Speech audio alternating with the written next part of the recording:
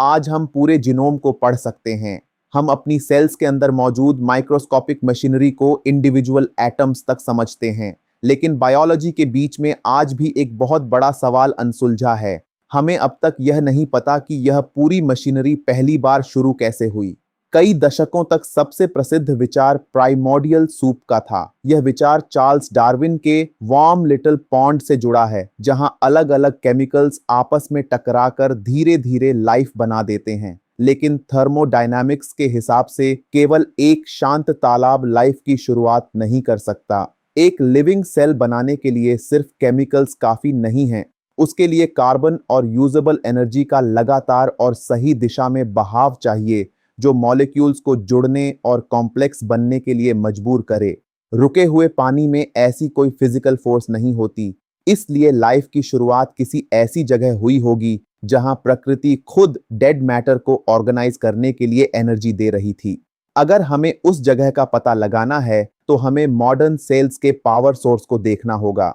इंसानों से लेकर मशरूम्स और सबसे पुराने बैक्टीरिया तक पृथ्वी पर हर लिविंग ऑर्गेनिज्म एक ही मैकेनिज्म का इस्तेमाल करता है। इसे कीमियोस्मोसिस कहते हैं। सेल्स अपनी मेम्ब्रेन के एक तरफ प्रोटॉन्स जमा करती हैं। इससे प्रोटॉन कंसंट्रेशन और इलेक्ट्रिकल चार्ज का अंतर बनता है। फिर यही प्रोटॉन्स वापस मेम्ब्रेन के पार बहते हैं और यही फ्लो लगभग हर बायोलॉजिकल प्रोसेस को एनर्जी देता है। क्योंकि यह मैकेनिज्म हर लिविंग ऑर्गेनिज्म में मौजूद है, इसलिए वैज्ञानिक मानते हैं कि लाइफ की शुरुआत भी ऐसी जगह हुई होगी जहां प्राकृतिक रूप से प्रोटॉन ग्रेडियंट पहले से मौजूद था। अगर हम लगभग 4 अरब साल पहले पृथ्वी पर जाएं, तो हमें समुद्र की गहराई में ऐसी जियोलॉजिकल स्ट्रक्चर्स मिलती हैं जो अपने आप एनर्जी ग्रेडियंट्स बनाती हैं। पहले वैज्ञानिकों ने वॉल्केनिक ब्लैक स्मोकर वेंट्स के बारे में सोचा था, लेकिन उनमें एक समस्या है। वहां से निकलने वाला पानी बहुत ज्यादा गर्म और एसिडिक होता है और उनकी चिमनीज अक्सर कुछ दशकों में टूट जाती हैं। ऐसी जगह नाजुक केमिकल रिएक्शंस लंबे समय तक नहीं चल सकती। आज कई वैज्ञानिकों का मानना है कि लाइफ की शुरुआत एल्कलाइन हाइड्रोथर्मल वेंट्स में हुई होगी। ये वेंट्स एक्टिव वॉल्केनोस से दूर बनते हैं। इनका निर्माण सरपेंटिनाइजेशन नाम की केमिकल रिएक्शन से होता है, जिसमें समुद्र का पानी पृथ्वी के मेंटल की चट्टानों से प्रतिक्रिया करता है। इस रिएक्शन से गर्म लेकिन एल्कलाइन फ्लूइड बनता है, जिसमें हाइड्रोजन गैस बहुत होती है। ये वेंट्स हजारों नहीं बल्कि दसियों हजार साल तक स्थिर रह सकते हैं। इन वेंट्स के अंदर स्पंज जैसी लाखों छोटी छोटी पोर्स होती हैं। इन्हीं माइक्रोस्कोपिक पोर्स में दो अलग अलग फ्लूइड्स मिलते हैं। लगभग 4 अरब साल पहले समुद्र का पानी हल्का एसिडिक था, इसलिए उसमें प्रोटॉन्स की मात्रा अधिक थी।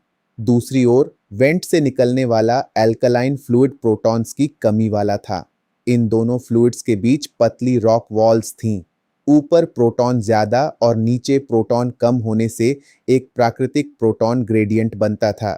यही ग्रेडियंट हाइड्रोजन और कार्बन डाइऑक्साइड को प्रतिक्रिया करने के लिए एनर्जी देता था, जिससे पहले ऑर्गेनिक मॉलिक्यूल्स बनने लगे और आगे चलकर शुरुआती प्रोटोसेल्स बने।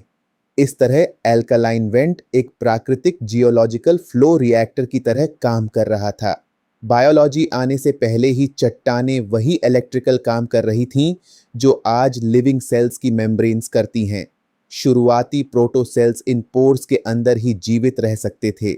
उनकी मेम्ब्रेन्स बहुत लीक करने वाली थीं, ताकि वेंट के प्रोटॉन्स उनके अंदर आ सकें और उन्हें एनर्जी मिलती रहे।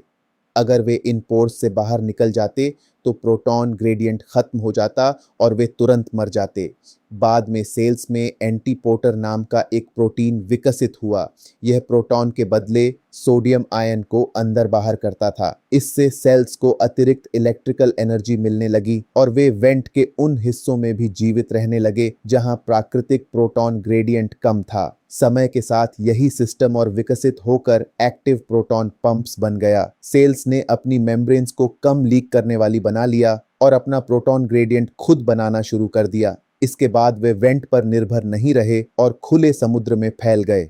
वैज्ञानिकों का मानना है कि इसी प्रक्रिया के बाद लाइफ की दो बड़ी शाखाएं आर्किया और बैक्टीरिया अलग अलग विकसित हुईं। इस पूरी कहानी में सिर्फ 3 मुख्य चीजें थीं: ओलिवीन रॉक, वाटर और कार्बन डाइऑक्साइड। ये तीनों पदार्थ यूनिवर्स में बहुत आम हैं। इसलिए अगर किसी दूसरे गीले और चट्टानी ग्रह पर भी ऐसी जियोलॉजिकल कंडीशंस हों, तो वहां भी इसी तरह की केमिकल मशीनरी बनने की संभावना हो सकती है।